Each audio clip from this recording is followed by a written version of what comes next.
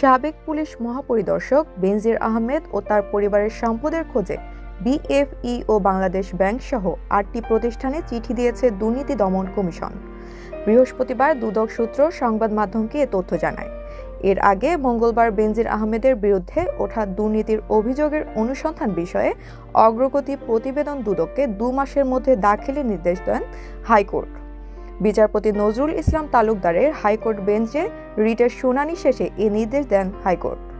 সোমবার বেনজির আহমেদ ও তার পরিবারের বিরুদ্ধে অবৈধ সম্পদ অর্জনের অভিযোগ ওঠায় তা অনুসন্ধান করবে বলে জানায় দুদক।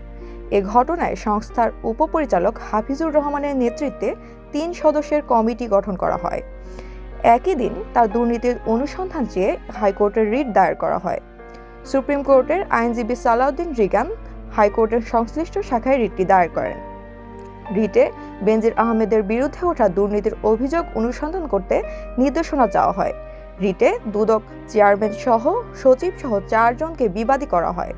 এর আগে রোববার বেনজির আহমেদের বিরুদ্ধে আইনি ব্যবস্থা চেয়ে দুদকে আবেদন করেন সংসদ সদস্য ব্যারিস্টার সৈয়দ সাইদুল হক সুমন। লিখিত ওই আবেদনে সাবেক আইজিপির দুর্নীতির অভিযোগের তদন্ত চান তিনি।